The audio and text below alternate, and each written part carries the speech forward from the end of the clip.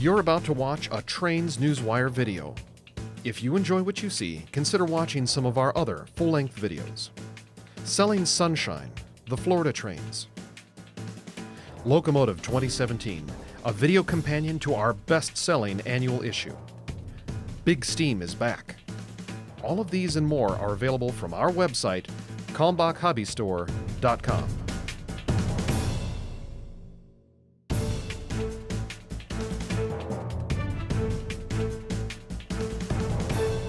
Boom! Good morning, Trains Nation. Today is Friday, March 16th. Oh, it's just me today. So, yeah, hey, Steve Sweeney, Trains Magazine here, doing a solo rendition of Trains Newswire Roundup today. It is March 16th. It's Friday, all day until midnight. All the guys are really busy doing some things, and Jim is taking care of some stuff, looking into a locomotive called the Big Boy. You might have heard of it, but anyway, more on that next week when Jim is back. We got a lot of interesting Newswire stories up so far this week. You may remember last week we talked about Canadian National's CEO, Luc Jobin, no longer CEO. He was canned in favor of Jean-Jacques Roest. I think I'm saying that correctly. And Roest was at a conference this week saying that there has been a look, the CN's board has been looking to change leadership for quite a while right now. So that's kind of interesting. Union Pacific is suspending its drone program for the time being, at least the drones that were over 14 different rail yards surveilling workers. And apparently Union Pacific was doing this since December 2017. We just heard about it because of a Wall Street Journal report. Justin Franz has a full Newswire story out this week, and he actually interviewed the Brotherhood of Locomotive Engineers and Trainmen president and talked to them about what they think the biggest safety issues are. So this is going to be a big issue coming up as drones are still big. We have a news story out this week from Jody Meacham in California. Jody Meacham is a business writer out there on the increasing costs of California high-speed rail. California High-Speed Rail Authority needs to come out with an updated budget or a plan periodically, and they came out with one in the past week, which says that things are really skyrocketing, the cost and the amount of time required to complete high-speed rail in California. Check out the full story from Jody Meacham. We're going to pause for a second. Today's Newswire episode is brought to you by Hotspot Videos. There are 6 of them so far. They are the best, the latest, the greatest from the 1980s and today. No, we're not a 80s, 90s, and today hit, but we've got Horseshoe Curve, Joint Line, Chicago Racetrack, Tehachapi, Wisconsin Speedway, and intermodal train videos.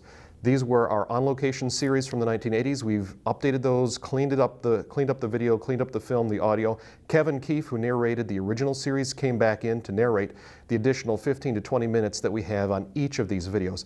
They're available from the Kalmbach Hobby Store, kalmbachhobbystore.com. Be sure to pick yours up today. Makes a great gift for St. Patrick's Day. Another reason why I'm wearing green.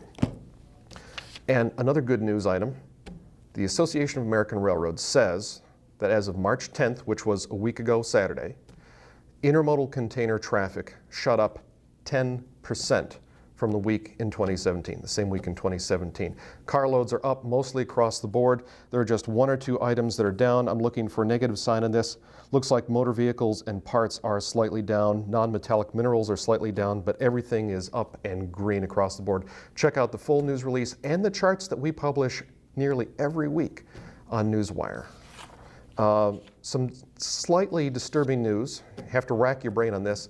The Rack Railroad, or the Cog Railway at Pikes Peak Mountain in Colorado Springs, Colorado, or near Colorado Springs, is in danger of not reopening. The operators, owners, the Broadmoor Hotel Group say that the railway has reached the end of its useful life, and what they're going to do now is review it from the next 6 months to 3 years to see what needs to be done. They're going to, we guess, pull in engineers from Switzerland who have built and maintained the most recent portions of the railway and built the actual diesel rail cars that go up to the top of Pikes Peak and back down to Manitou Springs. And they're going to review this in the next 3 years and see what comes of it. They said it might actually close down for good. They're not sure. So the full story on Newswire. We got a story up from Bill Stevens this morning on steel tariffs and aluminum tariffs. And railroad executives tell Bill Stevens and tell investors at conferences this week that tariffs are kind of a mixed bag. Yes, it would be helpful for steel mills and aluminum mills and people who are producing, companies that are producing the raw goods that go into steel and aluminum.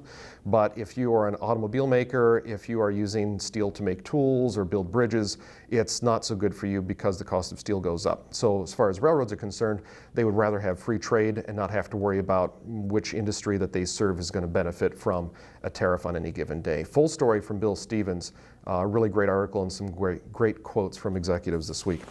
And last today, we thought you would enjoy a little note on Stephen Hawking. Stephen Hawking, physicist who died at 76 earlier this week at his home in Cambridge, England, was a one-time model railroader.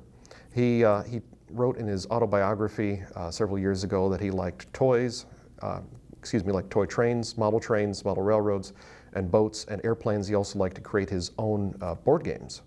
And he used trains in some of his analogies about time travel. So we've got a full story up on that, plus a video showing how the time travel train would actually work in practice by circling the Earth millions and millions and millions of times to advance 150 years. All those stories and more on Trains Newswire. For everyone at Trains Magazine, have a great weekend.